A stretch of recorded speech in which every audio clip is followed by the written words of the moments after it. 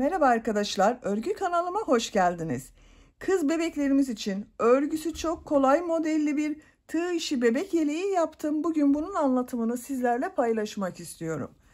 Yeleğin örgüsü çok kolay arkadaşlar. Yelek örgüsüne yakadan zincir yaparak başlıyoruz. Ben bugün yelek anlatımını 6-12 aylık bebek ölçüsünde anlatıyorum. Ama siz bu yeleği yeni doğan bebeğe de yapabilirsiniz. Daha büyük çocuklarınız için de yapabilirsiniz.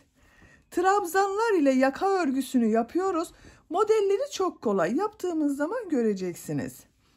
Yaka bölümüne 3 tane düğme yaptım. Bakın arkadaşlar, bu şekilde takıp giydirip çıkarması kolay. Önü açık bir yelek. Kol uçlarında modelli yaptım. Gövde bölümünde yaptığım modelleri yaptım. Bakın güzel oldu. Bu yelek örgüsünde iplik olarak, beyaz renk iplik olarak Nako Lux Minnoş Baby ipliğini kullandım. Kullandığım iplik üzerinde 100 gram iplikte 340 metre var. Bu iplikten bir yumak bitmedi arkadaşlar. Yarım yumaktan biraz fazla iplik olması yeterli. Bak bu kaldı. Pembe renk iplik olarak da Canan bak el örgü iplikleri, bunu kullandım. Bu iplik üzerinde de 100 gram iplikte 320 metre var. Ben bugün bu iki renkli ipliği kullandım. Siz bu yelek örgüsünü istediğiniz marka iplik ve renkleri kullanarak yapabilirsiniz. Ben bugün bu pembe ve beyaz renk ipliği kullandım. Siz tek renkli yapabilirsiniz, iki renkli yapabilirsiniz istediğiniz renkler ile veya bu model bölümünü her sırayı farklı renkler ile rengarenk de yapabilirsiniz. Tığ olarak da elimin sıklığına, iplik kalınlığına uygun olarak 5 numara 3 milimetre tığ kullandım. Ölçüleri de size söylüyorum. Başlamadan önce fikriniz olsun arkadaşlar. Bak, bugün anlatacak olduğum yeleğin gövde genişliği 26 santimetre, yüksekliğini ölçüyorum. Kol altının buradan gövde yüksekliği 21 santimetre. Tam yüksekliğinde ölçelim. 33 santimetre. Bu ölçüde 6-12 aylık bebek için güzel bir ölçü oldu. Siz farklı ölçülerde yapmak istiyorsanız standart bebek ölçü tablosunu ben hazırladım arkadaşlar. İzlediğiniz bu videonun açıklama bölümüne ekliyorum. Siz izlediğiniz bu videonun açıklama bölümünde bulunan o tabloya göre bu yaka yüksekliğini, gövde genişliğini, gövde yüksekliğini ayarlamasını yaparak istediğiniz ay büyüklükte yapabilirsiniz. İpliği, tığı hazırlayalım. Hep birlikte bu güzel yeleğin örgüsüne başlayalım. Örgü kanalıma abone değilseniz abone olmayı unutmayın lütfen. Örgü kanalıma abone olmak ücretsiz. Örgü kanalıma ücretsiz abone olup orada bulunan zil şeklinde dokunarak açık yaparsanız kanalıma video yüklediğim zaman ilk önce size bildirim gelir. Örgülerimden herkesten önce sizin haberiniz olur. İzlediğiniz videolarıma beğeni ve yorumlarınızı da yaparsanız çok sevinirim arkadaşlar. Hepinize kolay gelsin. İyi çalışmalar.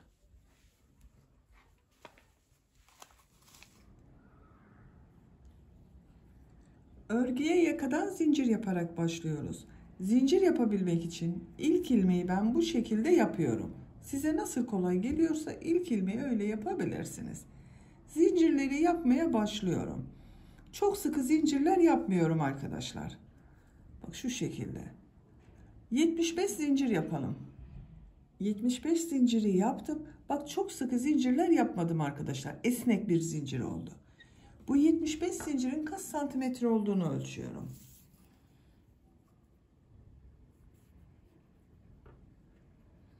...30 santimetre bak zincir uzunluğu var.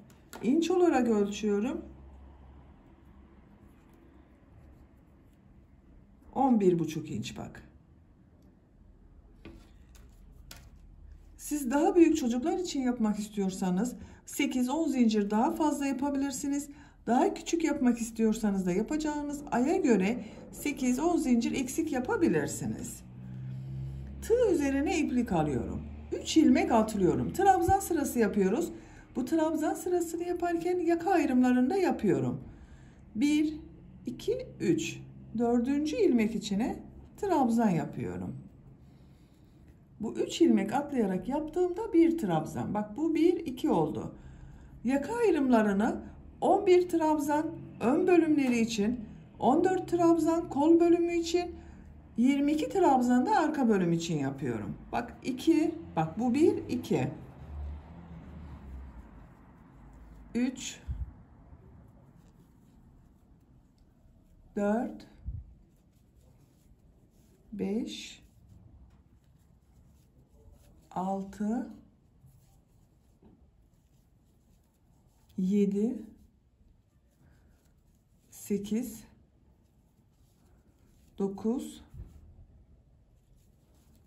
10 11. 11 trabzanı yaptım. Arttırma yeri için 2 zincir yapıyorum. Tığ üzerine iplik alıyorum. Kol bölümü için 14 zincir üzerine 14 trabzan yapıyorum.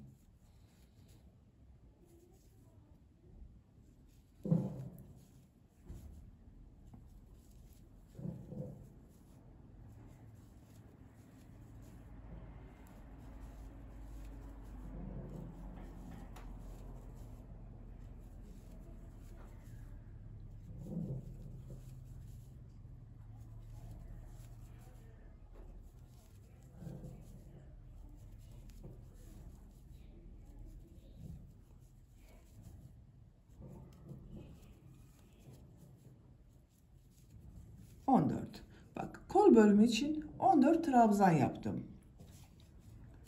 2 zincir yapıyorum.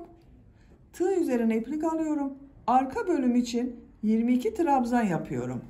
Ön bölümü kaç trabzan yaptıysanız arka bölümü 2 katı yaparsanız iyi olur arkadaşlar.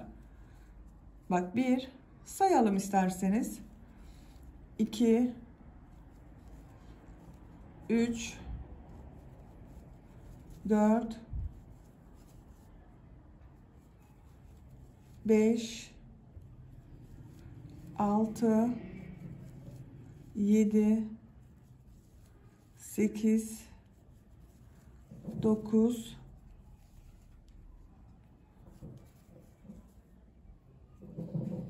10 11 12 13 14 15 16 17 18 19 20 21 22. Arka bölüm için 22 trabzan yaptım. Arttırma yeri için 2 zincir yapıyorum. Tığ üzerine iplik alıyorum. Diğer kol bölümü için 14 trabzan yapıyorum. Bak bu kolda 14 trabzan yaptım. Buraya da 14 trabzan yapıyorum.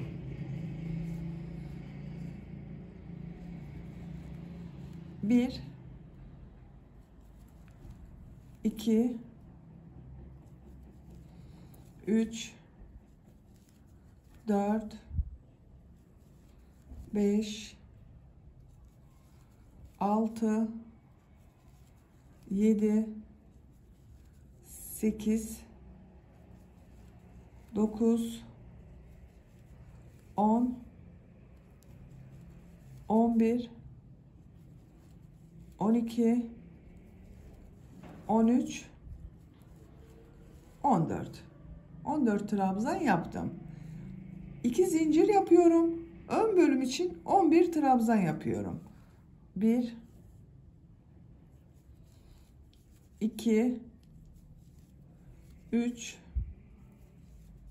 4 5 6 7 8 9 10 11. Bakın arkadaşlar, yaka kurulumunu yaptım. Ön bölümler için 11 trabzan yaptım. Kol bölümleri için 14 trabzan, arka bölüm için de 22 trabzan yaptım.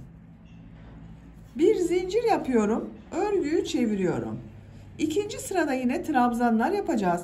Bu arttırma yerlerinde bir sırada 2 trabzan, 2 zincir, 2 trabzan yapacağız. Bir sonraki sırada 1 trabzan, 2 zincir, 1 trabzan yapacağız. İlk ilmek üzerine bak trabzan yapıyorum. 11 trabzan yapıyorum. Her ilmek üzerine 1 trabzan yapıyorum.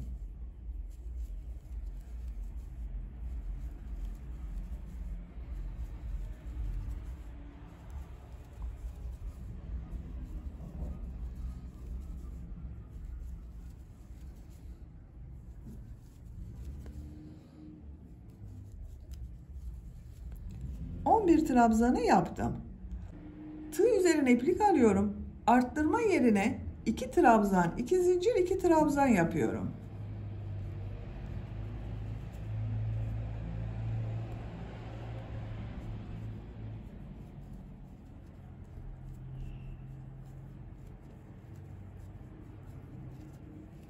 Bak bu şekilde oldu. 2 trabzanı ön bölüm için yaptım. 2 zincir yaptım. 2 trabzan da kol bölümü için yaptım. Diğer ilmeklere birer defa trabzan yapıyorum. Bu arttırma yerine kadar devam edelim. Arttırma yapacağım yere kadar trabzanları yaptım. Buraya da 2 trabzan, 2 zincir, 2 trabzan yapıyorum.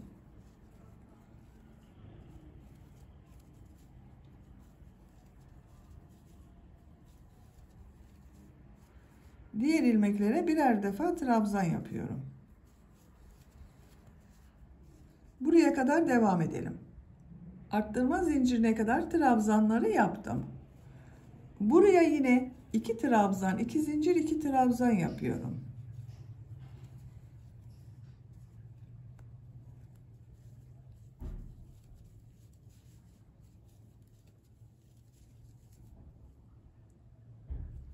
Diğer ilmekler üzerine birer defa trabzan yapıyorum. Buraya kadar devam edelim. Bu arttırma yerine de 2 trabzan, 2 zincir, 2 trabzan yapalım. Sıra sonuna kadar tamamlayalım. Sıra sonuna kadar tamamladım.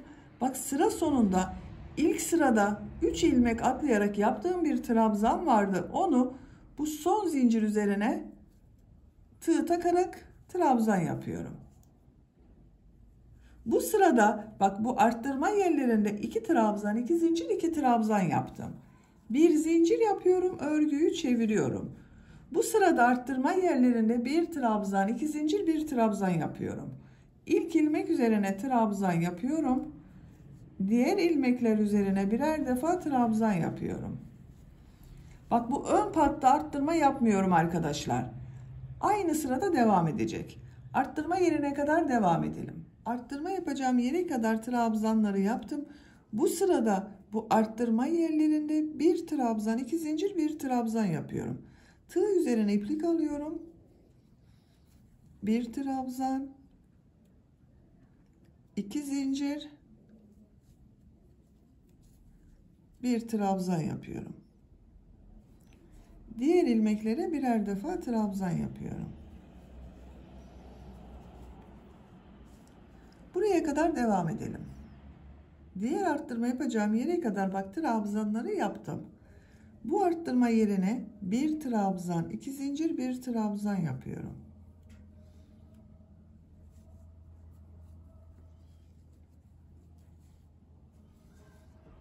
Diğer ilmeklere birer defa trabzan yaparak devam ediyorum.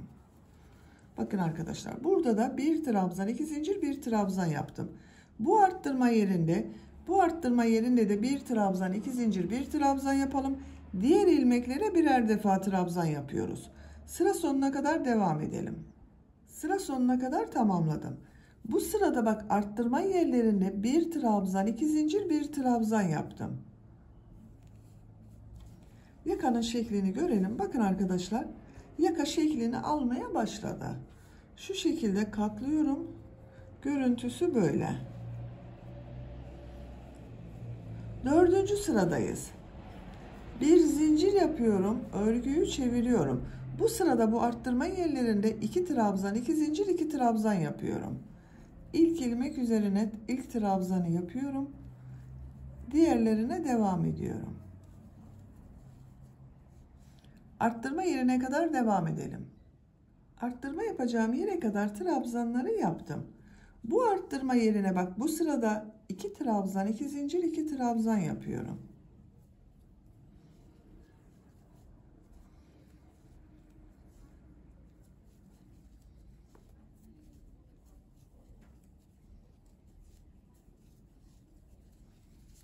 İki trabzan, 2 zincir, 2 trabzan yaptım.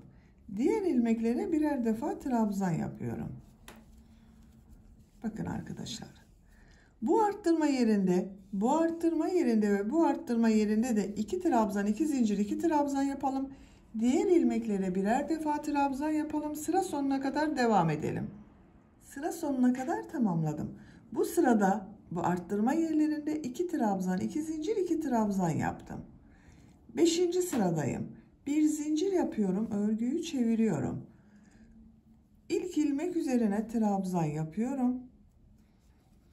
Diğer ilmeklere de trabzan yaparak devam ediyorum. Arttırma yerine kadar devam edelim. Arttırma yerine kadar tamamladım. Bu sırada bu arttırma yerlerinde bir trabzan, 2 zincir, bir trabzan yapıyorum.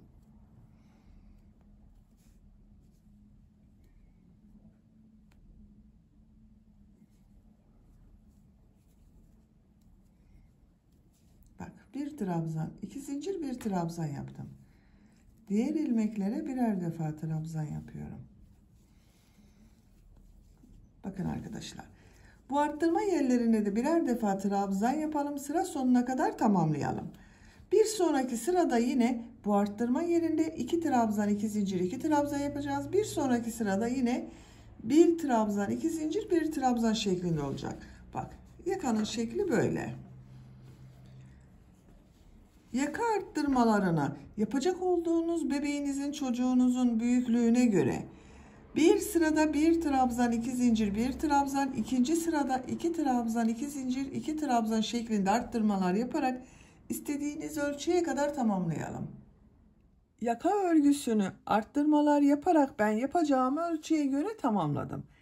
Kaç sıra yaptığımı sayıyorum. 1, 2, 3, 4, 5, 6, 7, 8, 9, 10, 11. 11 sıranın sonunda kaç santimetre yaka elde ettiğimi de ölçüyorum arkadaşlar. Bakın şu şekilde ölçüyorum. 10 santimetre inç olarak ölçüyorum. 4 inç. Benim yapacağım ölçü için yeterli. Siz biraz büyük olsun istiyorsanız 1 veya 2 sıra daha bu arttırmalara devam edebilirsiniz. Bu sıradan itibaren kolları da gövdeden ayırıyorum artık. Örgüye gövdenin örgüsüyle devam ediyorum. Bak, açık olarak da görüntüsü böyle.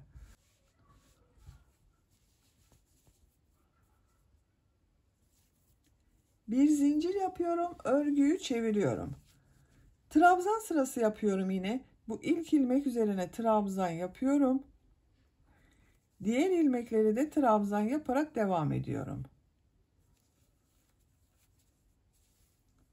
Arttırma yapacağımız buraya kadar devam edelim. Arttırma yapacağım yere kadar trabzanları yaptım. Ön bölüm için arttırma yerine 2 trabzan yapıyorum.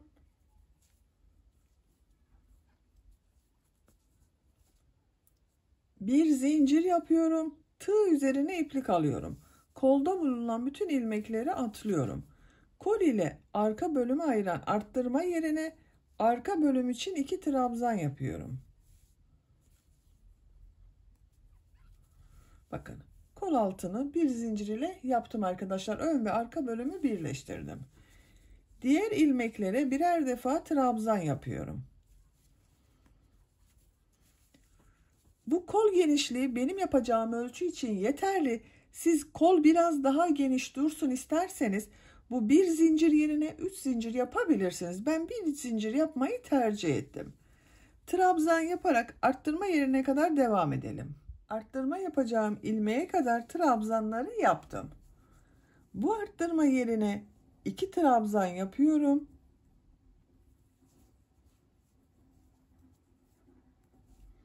Bir zincir yapıyorum. Tığ üzerine iplik alıyorum. Kolda bulunan bütün ilmekleri atlıyorum. Kol ile ön bölümü ayıran bu arttırma yerine 2 trabzan yapıyorum. Diğer ilmeklere birer defa trabzan yaparak devam ediyorum.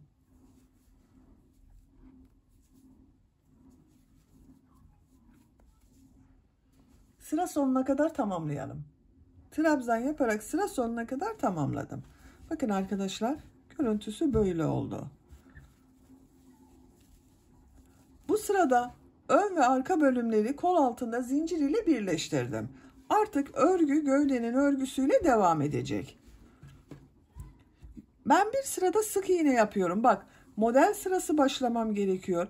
Benim burada bitti iplik arkadaşlar. Bakın burada, eğer siz bu yaka sırasını benden bir sıra fazla yaptıysanız sizin iplik buradadır. Sık iğne yapmanıza gerek yok. Ben ipliği buraya getirmek için bir sıra sık iğne yapıyorum. Bir zincir yapıyorum, örgüyü çeviriyorum. İlk ilmek üzerine sık iğne yapıyorum. Diğer ilmekleri de sık iğne yaparak devam ediyorum.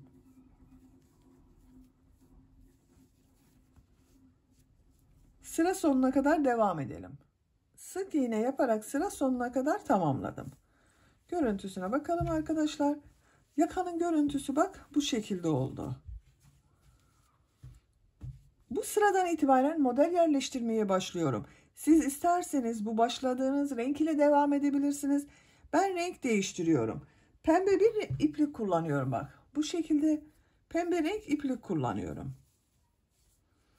Dediğim gibi siz kendi rengiyle de devam edebilirsiniz veya tercihinize göre istediğiniz renk iplik kullanabilirsiniz.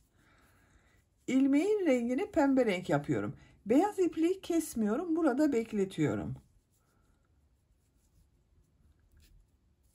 Bir zincir yapıyorum. Örgüyü çeviriyorum. Bu ilk ilmek üzerine trabzan yapıyorum. Bu sırada bu sık iğneler üzerine bir trabzan, iki zincir, bir trabzandan oluşan V şekilleri yapacağız. Tığ üzerine iplik alıyorum. Bir ilmek atlıyorum. İkinci ilmek üzerine trabzan yapıyorum. 2 zincir yapıyorum. Aynı ilmek üzerine trabzan yapıyorum. Bak, bir trabzan, 2 zincir, bir trabzan oldu. Tığ üzerine iplik alıyorum. 2 ilmek atlıyorum. Üçüncü ilmek içine bir trabzan, 2 zincir, bir trabzan yapıyorum.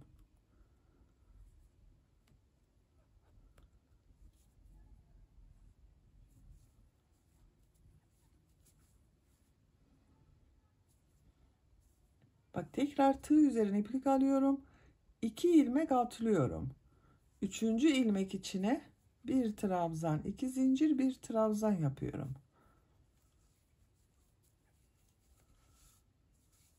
Bu şekilde. Sıra sonuna kadar devam edelim. V şekilleri yaparak sıra sonuna kadar tamamladım. Bak, sıra sonunda 2 ilmek var. Tığ üzerine iplik alıyorum. Bir ilmek atlıyorum. Son ilmek üzerine bir trabzan yapıyorum. Bakın arkadaşlar. Bu sırada V şekilleri yaptık. Görüntü böyle.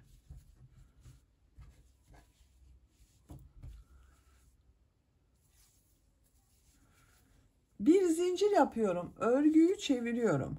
İlk ilmek üzerine trabzan yapıyorum. Bu sırada bu V şekillerinin bak, bu ilk ve ikinci trabzanları boşluktan alıp trabzan yapacağız. Ortada bulunan 2 zincir üzerine 3 trabzan yapıyorum. Bak, bu ilk trabzanı bak, tığ üzerine iplik aldım. İlk trabzan boşluktan alıyorum.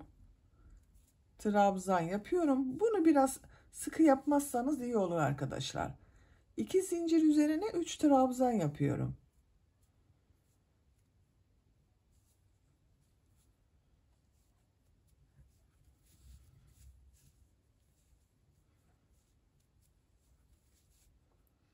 Üç trabzan yaptım.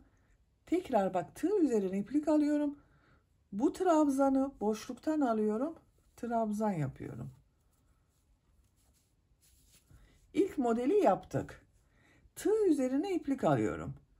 İkinci V şeklinin bu trabzanı boşluktan alıyorum. Trabzan yapıyorum. Tekrar bak tığ üzerine iplik alıyorum. 2 zincir üzerine 3 trabzan yapıyorum.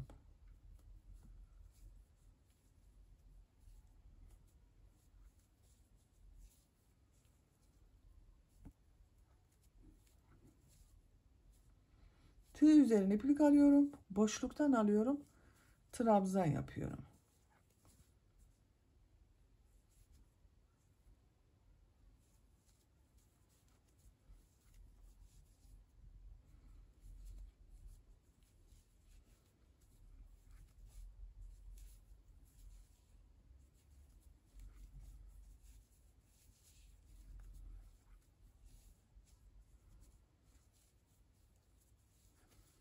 Bu şekilde bak model oluyor. Sıra sonuna kadar devam edelim.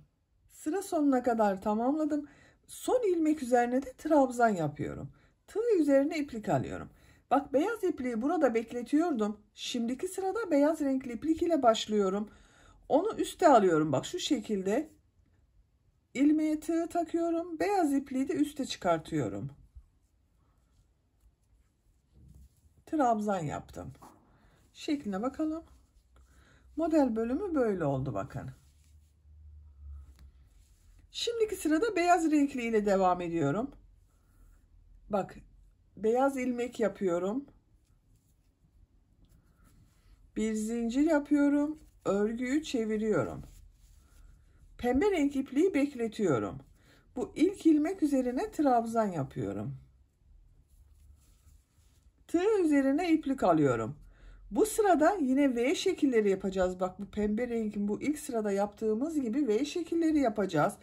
Burada 5 trabzan var bak. Bunun ortada bulunan trabzan arkadaşlar. Bunun üzerine V şekli yapacağız. 2 ilmek atlıyorum. 3. ilmek üzerine bir trabzan, 2 zincir, bir trabzan yapıyorum.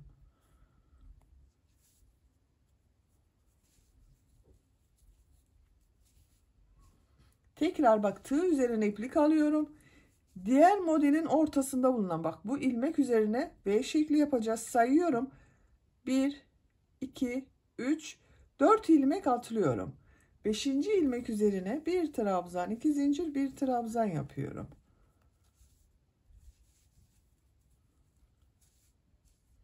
Tekrar bak tığ üzerine iplik alıyorum. 4 ilmek atlıyorum. 5. ilmek üzerine bir trabzan, 2 zincir, bir trabzan yapıyorum. Sıra sonuna kadar devam edelim. V şekillerini yaparak sıra sonuna kadar tamamladım. Bak son ilmek üzerine de bir trabzan yaptım. Görüntüsüne bakalım. Bu şekilde arkadaşlar. Şimdiki sırada bak bu trabzanları yaptığımız sırayı yapacağız. Bir zincir yapıyorum, örgüyü çeviriyorum. İlk ilmek üzerine trabzan yapıyorum. Tığ üzerine iplik alıyorum. Bak bu V şeklinin ilk trabzanı boşluktan alıyorum. Trabzan yapıyorum. Tığ üzerine iplik alıyorum. Bu 2 zincir üzerine 3 trabzan yapıyorum.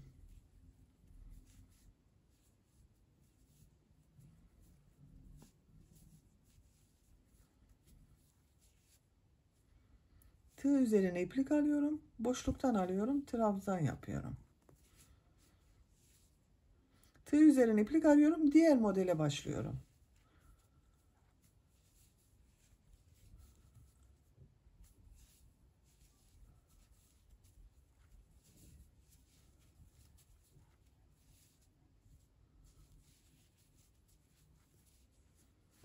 Bak bu şekilde.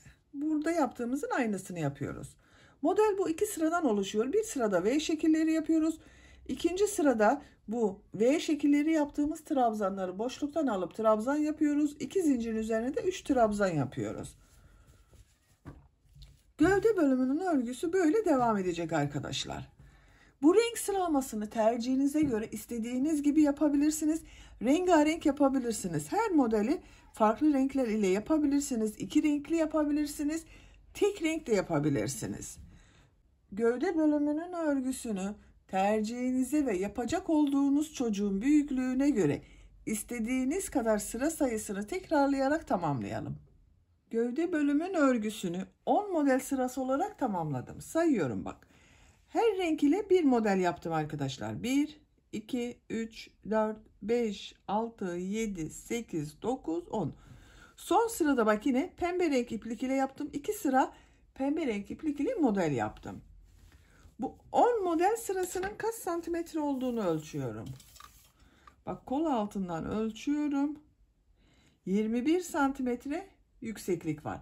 Benim tercihime göre yeterli. Siz isterseniz 1 veya 2 model sırası daha devam edebilirsiniz. Bakın görüntüsü böyle oldu.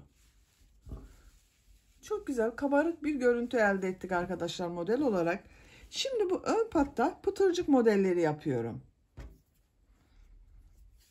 Bak ipliği burada bıraktım. Sağ taraf bak. Örgünün sağ tarafı burada bıraktım. Devam ediyorum. Buraya bir sık iğne yapıyorum. 2 zincir yapıyorum.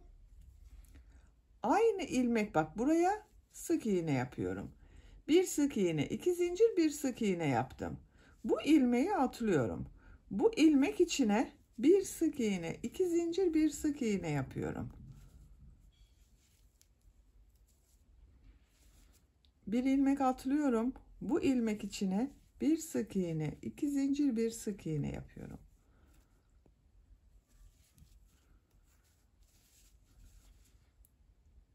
Bak bir ilmek atlıyorum. İkinci ilmek içine bir sık iğne, 2 zincir, bir sık iğne yapıyorum. Bu şekilde pıtırcıklar yapıyorum. Bu yaka sonunda model başladığımız yere kadar devam edelim. Pıtırcık modelleri yaparak bu yakanın bittiği model başladığım yere kadar tamamladım. Bak bu şekilde oldu. Yakanın bu bölümüne 3 tane düğme iliği yapmak istiyorum arkadaşlar. Bir düğme iliğini yaka başlangıcına, ikinci düğme iliğini bu yakanın bittiği model başladığım yere, üçüncü düğme iliğini de ikisinin tam ortasına. Bak şu şekilde katlarsanız ikisinin ortasını bulabilirsiniz. İlk düğme iliğini yapmak için bir ilmek atlıyorum. İkinci ilmek içine bir sık iğne, 5 zincir, bir sık iğne yapıyorum. Bak 2, 3, 4, 5. 5 zinciri yaptım. Aynı ilmek içine sık iğne yapıyorum. İlk düğme iliğini yaptım. Bir ilmek atlıyorum. Bu ilmek içine bir sık iğne, 2 zincir, bir sık iğne yapıyorum. Bir ilmek atlıyorum. Bu ilmek içine bir sık iğne, 2 zincir, bir sık iğne yapıyorum. Bir ilmek atlıyorum. Bir sık iğne, 2 zincir, bir sık iğne yapıyorum. Bak bu ilmeği atlıyorum. Buraya bir sık iğne yapıyorum. İkinci düğme iliği için 5 zincir yapıyorum. Aynı ilmek içine sık iğne yapıyorum. Bak ikinci düğme iliğini de buraya yaptım. Bir ilmek atlıyorum. İkinci ilmeğe bir sık iğne, 2 zincir, bir sık iğne. Bir ilmek atlıyorum. Bir sık iğne, 2 zincir, bir sık iğne yapıyorum. Bir ilmek atlıyorum. Bu ilmek içine bir sık iğne, 2 zincir, bir sık iğne yapıyorum. Bak. Bu iki düğme iliği arasına 3 pıtırcık modeli yaptım. Burada bulunan iki düğme iliği arasına da 3 pıtırcık modeli yapıyorum. Görüntü olarak eşit olması güzel olacaktır arkadaşlar. Bak 1, 2, 3. Üçüncü düğme iliğinde bak buraya yapacağız. Bir ilmek atlıyorum. Bu ilmek içine bir sık iğne yapıyorum. Düğme iliği için 5 zincir yapıyorum. Aynı ilmek içine sık iğne yapıyorum. Bak üçüncü düğme iliğini de yaptım. Bu ilmeğe sık iğne yapıyorum. Yaka başlangıcı olan bu ilmeğe sık iğne yapıyorum. Bak diğer tarafa da burada yaptığımız gibi pıtırcık modelleri yapacağız. Oraya geçmek için yakanın çevresinde sık iğne yapıyorum. Bak her ilmeğe bir sık iğne yapıyorum.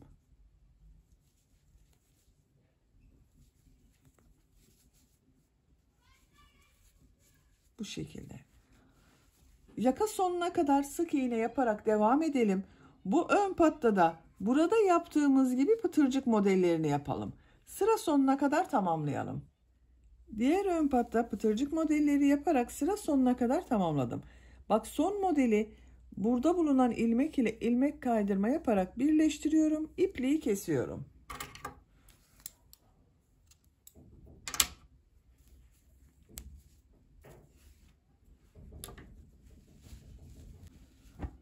Bakın arkadaşlar. Bu ön patta da burada yaptığım gibi pıtırcık modelleri yaptım. Yaka çevresinde bir sıra sık iğne yaptım. Şimdi kol örgülerinde yapalım. Kol örgüsünü yapmak için bak buradan kol altından beyaz renk iplik ile başlıyorum.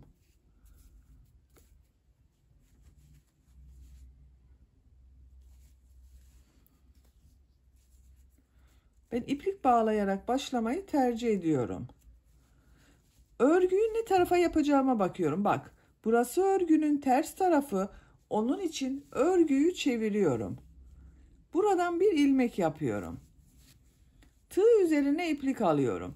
Bak, burada bulunan arttırma yerine 2 trabzan yapıyorum.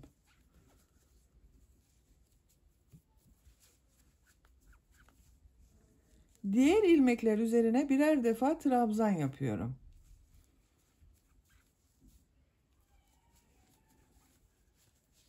Bu şekilde. Trabzan yaparak sıra sonuna kadar tamamlayalım. Sıra sonuna kadar trabzanları yaptım. Bak sıra sonunda yine burada 2 trabzan yapıyorum.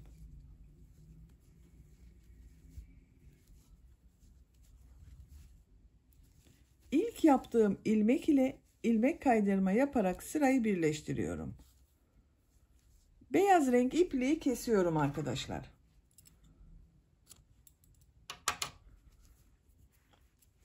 Bak. Burayı ters taraftan yapmamız arkadaşlar amacı bakın. Örgü öyle denk geldi. Farklı görünmesini istedim bu gövde bölümüyle. Şimdi pembe renk iplik ile bu modelden yapıyorum. Kol altına ilmekten başlıyorum bak.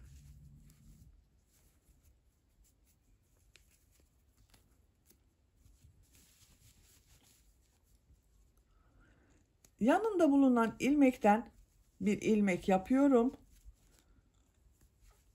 4 zincir yapıyorum. 3, 4. Tığ üzerine iplik alıyorum. Aynı ilmek içine trabzan yapıyorum. V şekilleri yapıyorum. Bak model yerleştirirken de V şekilleri yaptık. Burada da V şekilleri yapıyorum. 2 ilmek atlıyorum. 3. ilmek içine bir trabzan, 2 zincir, bir trabzan yapıyorum. 2 ilmek atlıyorum. 3. ilmek içine bir trabzan, 2 zincir, bir trabzan yapıyorum. Sıra sonuna kadar devam edelim. V şekilleri yaparak sıra sonuna kadar tamamladım. Bak son V şeklini de bu ilk yaptığım V şekliyle ilmek kaydırma yaparak birleştiriyorum. 2 ilmek atlıyorum. Burada bulunan bak bu zincir üzerine ilmek kaydırma yapıyorum. Bakın arkadaşlar. V şekillerini yaptık. Şimdi bu trabzan sırasını yapacağız. Bak 2 trabzanı boşluktan alıyorduk. Ortaya 3 trabzan yapıyorduk. Bir zincir yapıyorum. Bak şu ilk trabzanı boşluktan alıyorum. Uzun olarak trabzan yapıyorum. 2 zincir üzerine 3 trabzan yapıyorum.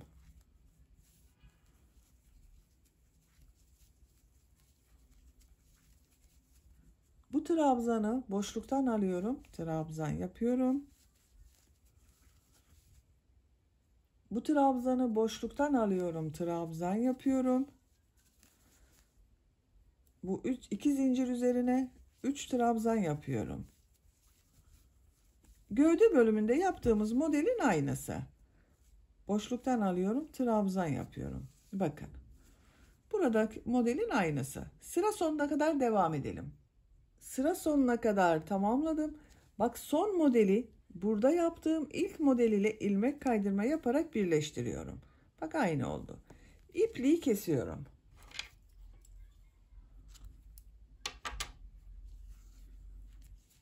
Bak arkadaşlar, bu şekilde oldu.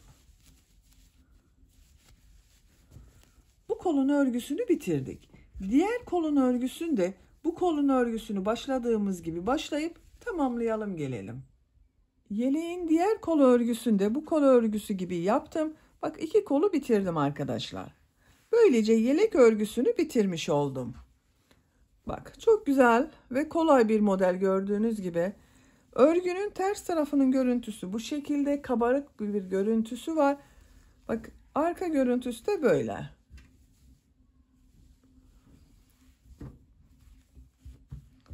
Yeleğin bitmiş olarak ölçülerini söylüyorum size. Bak, buraya da 3 tane düğme yapacağız. Bu düğme iliklerinin tam karşısına 3 tane düğme yapacağız. Gövde genişliğini ölçüyorum. Bak, kol altının buradan gövde genişlik 26 santimetre. Yüksekliğini ölçüyorum. Kol altının buradan yükseklik 21 santimetre. Omuzdan itibaren tam yüksekliğini ölçüyorum. 33 santimetre. Bu ölçüde 6-12 aylık bebek için güzel bir ölçü oldu arkadaşlar. Böylece bir örgü anlatımının da sonuna gelmiş oldum. Beni dinlediğiniz ve izlediğiniz için hepinize çok teşekkür ederim. Örgü kanalıma abone değilseniz abone olmayı unutmayın lütfen. Örgü kanalıma abone olmak ücretsiz. Örgü kanalıma ücretsiz abone olup orada bulunan zil şeklinde dokunarak açık yaparsanız kanalıma video yüklediğim zaman ilk önce size bildirim gelir. Örgülerimden herkesten önce sizin haberiniz olur. İzlediğiniz videolarıma beğeni ve yorumlarınızı da yaparsanız çok sevinirim arkadaşlar. Sizlerle yeni örgülerde görüşmek dileğiyle. Hoşça kalın, sevgiyle kalın.